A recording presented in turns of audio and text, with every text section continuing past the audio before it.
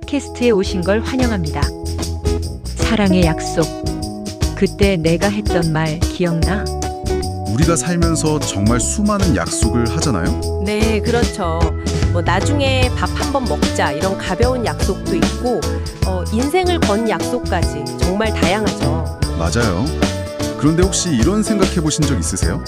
우리가 어떤 약속을 할 때 과연 그 약속이 앞으로 어떤 무게를 갖게 될지 또 어떤 모습으로 변할지 그걸 알고 하는 걸까? 아주 흥미로운 질문이네요. 오늘 우리가 함께 들여다볼 자료는 바로 당신이 보내주신 사랑의 약속, 그때 내가 했던 말 기억나 라는 제목의 시 한 편입니다. 네, 그래서 오늘 우리의 미션은 이 시를 단서로 삼아서요.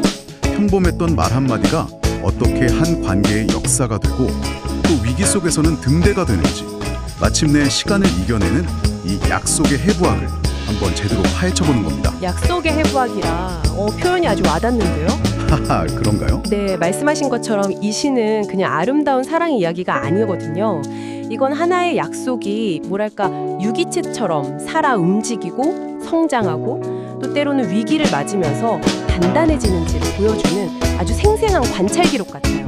관찰 기록이요? 네, 이 시를 따라가다 보면 아마 당신의 삶 속에 있는 여러 약속들의 의미를 좀 새로운 눈으로 보게 되실 겁니다. 좋습니다. 그럼 그 첫 장면으로 바로 한번 들어가 보죠. 네, 시가 아주 사적인 질문으로 시작하잖아요. 그때 내가 했던 말 기억나? 우리만 알던 그 약속. 맞아요. 이 구절 처음 읽었을 때 어떤 느낌이셨어요? 저는 마치 둘만의 비밀 대화에 초대받은 것 같아서 좀 설레기도 했는데 동시에 너무 평범해서 오히려 인상적이었어요. 아, 평범해서요? 네, 우리만 알던이라는 말이 붙긴 했지만 사실 누구나 연인하고 한 번쯤은 나눠봤을 법한 그런 대화잖아요. 바로 그 점이 정말 중요합니다. 이 시는 거창한 서사시의 첫 문장처럼 시작하지 않거든요. 그렇죠. 가장 일상적이고 내밀한 순간에서 출발하는 거죠. 여기서 핵심은 우리만 알던 이라는 그 구문이 만들어내는 경계예요. 경계요? 네, 이 약속은 세상의 평가나 인정을 받으려고 하는 게 아니라 오직 우리라는 관계 안에서만 의미가 있다는 걸 선언하는 거거든요. 관계의 특별함은 바로 이런 작은 비밀을 공유하는 데서 싹트기 시작하는 겁니다. 그런데 바로 다음 구절을 보면 분위기가 살짝 달라져요. 네, 그렇죠. 그 순간 우린 몰랐어? 이 말이 이렇게 오래 우리 곁에 남을 줄. 이게 참 재미있어요. 그 순간에는 그 말의 힘을 전혀 몰랐다는 거잖아요. 맞아요. 그냥 스쳐 지나가는 예쁜 말일 수도 있었는데 어쩌면 우리 인생의 가장 중요한 약속들은 우리가 그 무게를 전혀 인지하지 못하는 순간에 툭 튀어나오는 건 아닐까? 그런 생각도 들고요. 와, 굉장히 중요한 통찰이십니다.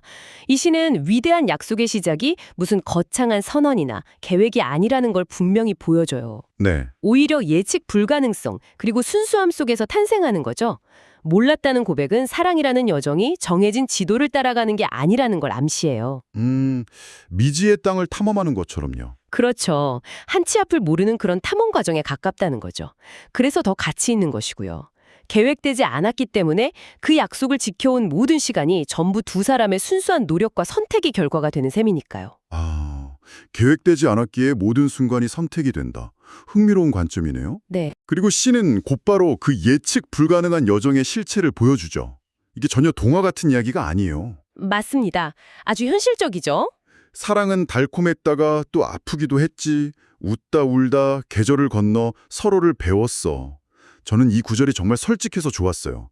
사랑이 마냥 달콤하게만 한 게 아니라고 아프기도 했다고 인정하는 데서 오는 그런 현실감 있잖아요. 사랑을 고정된 감정이 아니라 끊임없이 요동치는 과정으로 묘사하는 탁월한 구절이죠. 네네. 달콤함과 아픔, 웃음과 울음처럼 서로 반대되는 감정을 이렇게 나란히 놓잖아요. 맞아요. 이걸 통해서 사랑의 입체적인 모습을 보여주는 겁니다.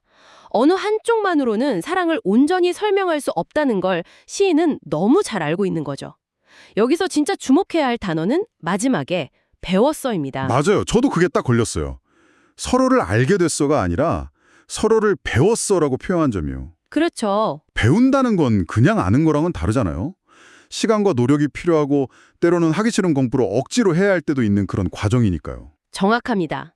계절을 건너라는 말하고 합쳐지니까 뭐랄까 관계도 봄, 여름, 가을, 겨울이 있고 그 모든 시간을 통과하면서 힘겹게 서로라는 과목을 이수했다는 느낌이 들어요. 하하, 서로라는 과목.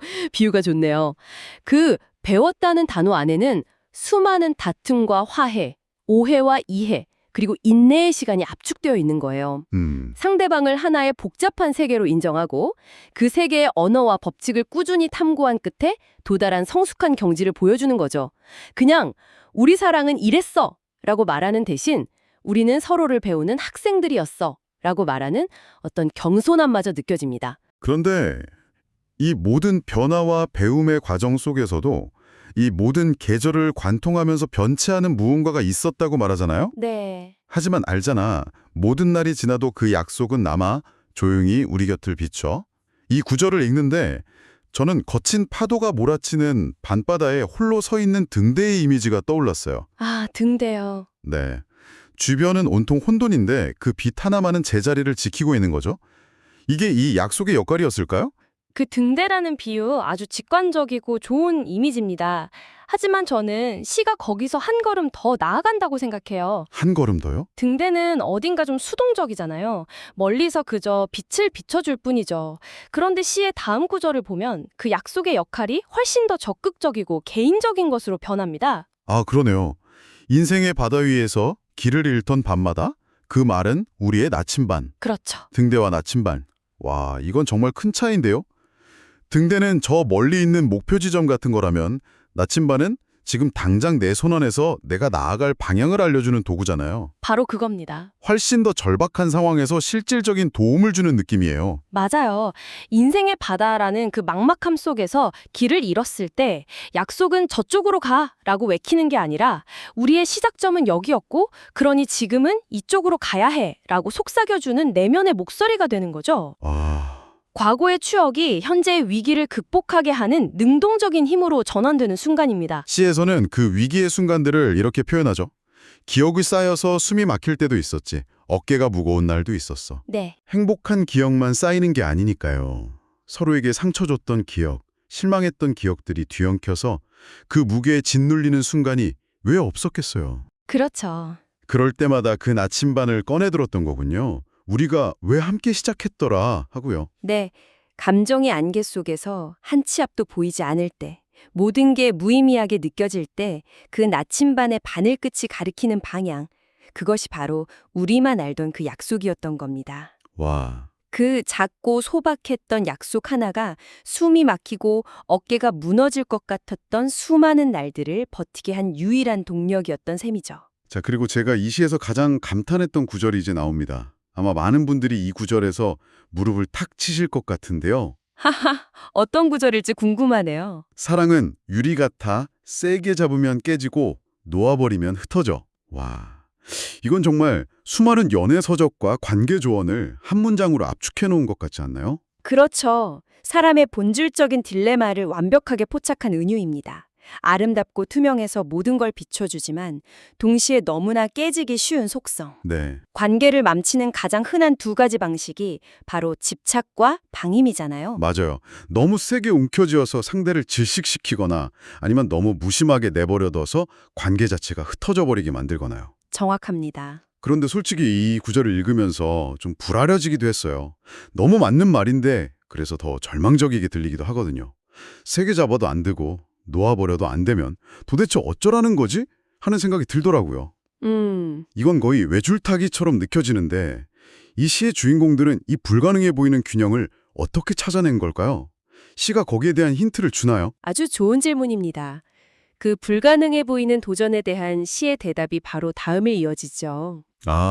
그리고 그 해법은 어떤 대단한 비법이 아니라 태도와 방식의 미세한 조정에 있습니다. 그래서 우린 조금 더 천천히, 조금 더 조심스럽게 아침 공기처럼 여린 그 약속을 안고 말 대신 눈으로 서로를 다독였지. 조금 더 천천히, 조금 더 조심스럽게. 아, 속도가 아니라 방향과 태도가 중요했다는 거군요. 그렇죠. 강하게 움켜쥐거나 놓아버리는 그런 극단적인 행동 대신 그저 조심스럽게 안고 있었다는 표현이 인상적이에요. 네. 아침 공기처럼 여린 그 약속이라는 표현도 너무 아름답고요. 마치 깨질까봐 두 손으로 소중하게 감싸 안는 모습이 그려져요. 그리고 결정적인 힌트는 마지막 구절에 있습니다. 말 대신 눈으로 서로를 다독였지. 아, 그 부분. 관계의 위기가 찾아왔을 때 수많은 말은 오히려 더 큰 오해를 낳거나 서로에게 상처만 줄 때가 많거든요. 맞아요. 왜 그랬어? 내 말은 그게 아니잖아. 이런 말들이 오가면서 본질은 흐려지죠. 네. 이들은 그럴 때 말을 멈추고 대신 눈빛이라는 더 깊고 원초적인 소통 방식을 택했던 겁니다. 나 아직 네 곁에 있어. 우리 함께 이겨낼 수 있어라는 메시지를 말없이 눈으로 전하면서 그 위태로운 유리의 균형을 함께 잡아나갔던 거죠. 이렇게 시간의 시험과 위기를 건너온 사랑은 이제 새로운 국면으로 접어드는데요. 여기서 정말 흥미로운 역설이 등장합니다. 네, 그 부분도 아주 인상적이죠. 사랑은 시간을 잊게 하고 시간은 사랑을 흐리게 한다지만 이상하지. 우리는 더 또렷해져. 보통은 시간이 지날수록 사랑의 감정이 무뎌지고 익숙함에 가려 흐릿해진다고들 하잖아요. 네, 흔히들 그렇게 생각하죠. 그런데 오히려 반대라고 말하는 이 자신감은 대체 어디서 나오는 걸까요? 그 역설의 비밀, 그 자신감의 근원이 바로 약속입니다. 아, 시는 곧바로 그 답을 제시하죠. 흘러가는 시간 속에서도 그 약속은 한 번도 흔들린 적 없었어. 한번 생각해 보세요. 세상 모든 것이 변합니다. 네. 내 감정도 변하고 상대방의 모습도 변하고 우리를 둘러싼 환경도 계속해서 변하죠.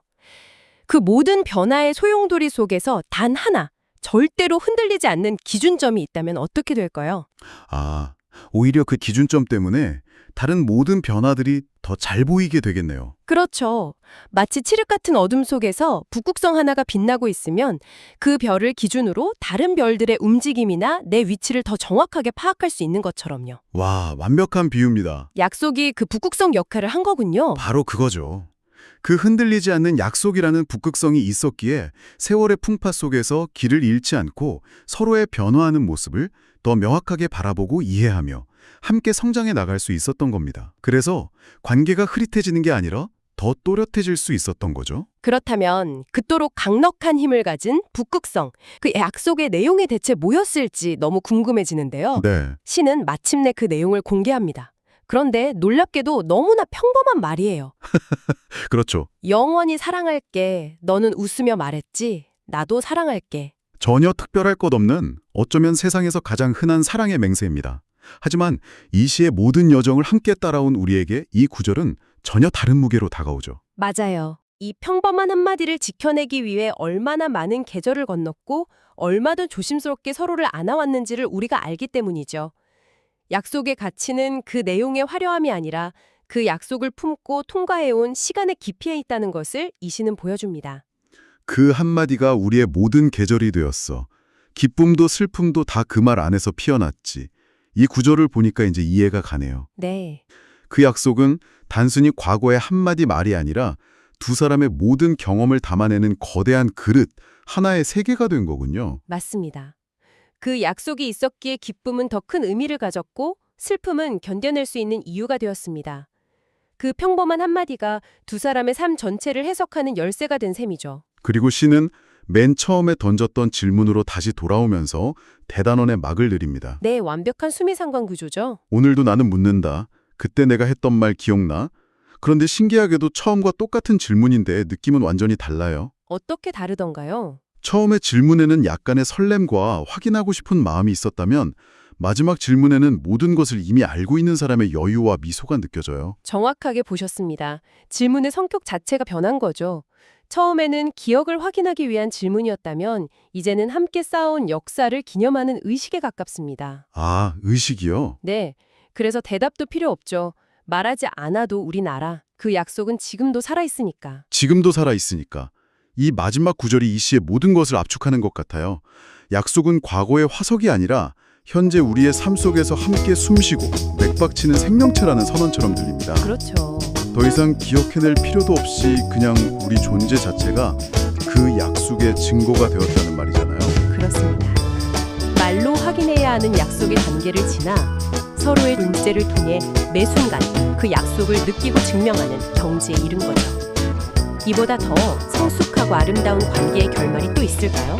오늘 우리는 시 한 편을 해부하면서 이름 없이 스쳐갈 뻔했던 한마디 말이 어떻게 한 관계의 출발점이 되고 혼란스러운 여정의 나침반이 되며 마침내 관계 그 자체가 되어가는지를 쭉 따라가 보았습니다. 네, 약속이란 한 번 내뱉고 끝나는 선언이 아니라 함께하는 모든 시간 속에서 끊임없이 서로에게 방향을 제시하며 함께 키워나가는 생명체라는 걸 다시금 느끼게 되네요. 맞습니다. 이 시가 우리에게 주는 가장 큰 통찰은 이것인 것 같습니다. 약속의 진짜 힘은 영원히 사랑할게 라는 그 말 자체에 있는 것이 아니라 네.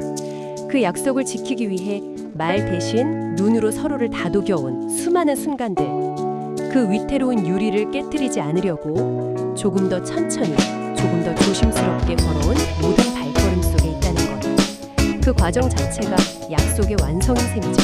자, 그럼 이 깊은 이야기를 마무리하며 마지막으로 당신에게 이런 질문을 던져보고 싶습니다. 네. 당신의 삶에는 혹시 말로 선언되지는 않았지만 서로의 행동과 눈빛으로 매일같이 확인하며 지켜나가고 있는 보이지 않는 나침반 같은 약속은 없으신가요? 어쩌면 인생에서 가장 강력한 약속은 그렇게 침묵 속에서 조용히 서로의 방향이 되어주는 것일지도